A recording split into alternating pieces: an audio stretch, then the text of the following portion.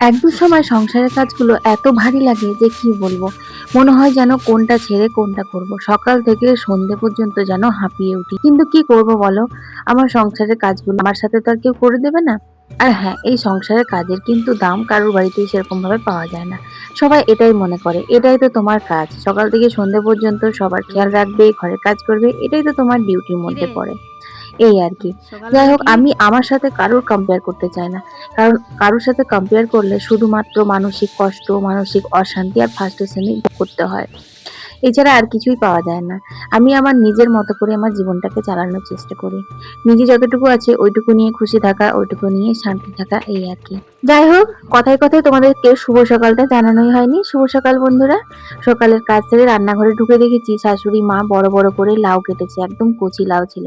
ভেবেছিলাম আজকে লাউ শুক্তো করব। তারপর রান্নাঘরে রান্না করতে এসে দেখি বড়ি বাড়ন্ত হয়ে গেছে। আর বড়ি ছাড়া কিন্তু লাউ শুক্তো হয় না।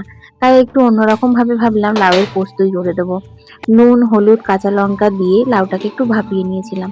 তারপর তেলের ওপরে রাঁধুনি আর শুকনো লঙ্কা ফোড়ন দিয়ে সেই সেদ্ধ লাউ দিয়ে দিয়েছি। তারপর অল্প একটু নাড়াচাড়া করে জলটা মরবে সে কারণে ঢাকা দিয়ে এসেছি। ততক্ষণে ভাবলাম কি ঘরটা মুছে নিই। ঘর মুছতে মুছতে এক ফাঁকে একটুখানি পোস্ত বেটে লাউটা নাড়িয়ে চাড়িয়ে শুকনো শুকনো করে নামিয়ে নিয়েছিলাম। খেতে কিন্তু বেশ ভালো হয়েছিল। তবে আজকের মেন আকর্ষণ হচ্ছে এই যে শোল মাছ। এই শোল মাছটা অনেক বড় ছিল। যেহেতু তোমরা জানো যে আমি মাছ এসব ধরনের মাছ একদমই কাটতে পারি না, তাই বাজার থেকে বুগলা বাবা মাছটা কাটিয়েই এনেছিল। মোটামুটি ১ কেজি সাইজের শোল মাছ ছিল। এরপর তো গাছে যখন কাঁচা আম ধরবে না, তখন তো আমি আমশোল করব। আমশোল খেতে ভীষণ ভালো লাগে। কিন্তু আজকে শোল মাছের তেল ঝাল করব। তেল ঝালটাও কিন্তু মন্দ লাগে না। খেতে খুব ভালো হয়েছিল, তাই ভাবলাম তোমাদের সাথে রেসিপিটা শেয়ার করে দিই। কারণ আমি জানি যে আমার রান্নাঘরের রেসিপি দেখতে তোমরা ভীষণ পছন্দ করো। আদা রসুন পেস্ট করে ও তার মধ্যে ধনে গুঁড়ো, জিরে গুঁড়ো আর গোলমরিচের গুঁড়ো ভিজতে দিয়ে দিয়েছি। ততক্ষণে চলে এসেছে কলের জল। কলের জল নিয়ে তারপর দেখো জামা কাপড়গুলো আমি কেচে নিয়েছি। এখন মেলে দিচ্ছি। একটু মেঘলা, মেঘলা ওয়েদারটা করছে জানো? তখনই রোদ দিচ্ছে, তখনই মেঘ দিচ্ছে। মনে হয় বৃষ্টি হবে। কাল রাতে তো একটু বৃষ্টি হয়েও ছিল। যাই হোক চলো, সর্ষের তেলে এখন এক এক করে মাছগুলো ভেজে তুলে নেবো। শোল মাছ খেতে কিন্তু বেশ ভালো লাগে জানো তো। কিন্তু এখানে যেটা শোল মাছ বলে, আমার বাবার বাড়ির সাইডে সেটাকে গরুই মাছ বলে। মানে চ্যাং, মাগুর আর গরুই, এই ৩ ধরনের মাছ। যেটা এখানে মাগুর মাছ, চ্যাং মাছ আর শোল মাছ বলা হয়। গরুই মাছটাই মানে একটু বড় হয়ে গেলে সেটাকেই মনে হয় শোল মাছ বলে। আমি ঠিক জানি না, তোমরা জানলে আমাকে একটু জানিও তো। যাই হোক, মাছের তেলে পাঁচফোড়ন দিয়ে পেঁয়াজগুলো ভেজে নিয়েছিলাম। তারপর একটা টমেটো কেটে দিয়েছিলাম। টমেটোটাও হালকা নাড়াচাড়া করতে করতেই কিন্তু নুন আর স্বাদমতো হলুদও দিয়ে দিয়েছিলাম। তারপর ভালো করে নাড়িয়ে চাড়িয়ে একটু লঙ্কা গুঁড়ো দিয়ে দিয়েছিলাম।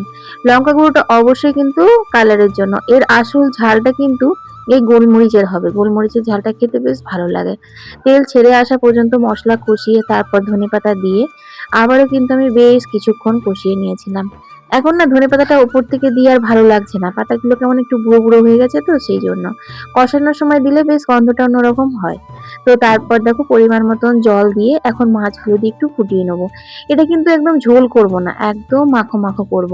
তোমাদের হয়তো মনে হচ্ছে অনেকটা পরিমাণে জল দিয়েছি, কিন্তু যেটুকু মাছ রয়েছে তাতে করে দেখো এইরকম মাখো, মাখো হয়েছিল শোল মাছের তেল ঝাল। খেয়ে দিয়ে ভাবলাম একটু শোবো। তাও ওই যে তোমাদের বললাম আকাল করে মেঘ এসেছে। ভাবলাম জামা কাপড়গুলো তো আধ শুকনো হয়েই গেছে, তো ওগুলো তুলে দিই। না হলে আবার যদি জোর বৃষ্টি নামায় তখন আবার সব ভিজে যাবে। যাই হোক, ভেবেছিলাম বৃষ্টি নামাবে, তো বৃষ্টি একদমই নামায়নি। তারপর আধা ঘন্টার মতো একটু শুয়েছিলাম। তারপর উঠে শাশুড়ি মাকে চা করে দিয়ে ঘর বারান্দা ঝাড় দিতে দিতেই ব্যাস সন্ধ্যা হয়ে গেল। এখন তুলসী মন্দিরে সন্ধে দেখিয়ে, ঠাকুর ঘরে সন্ধে দেখিয়ে আজকের দিনটা শেষ করলাম। এদিকে বুগলা উঠোনে কি করছে চলো তোমরা নিজের চোখে দেখে নেবে।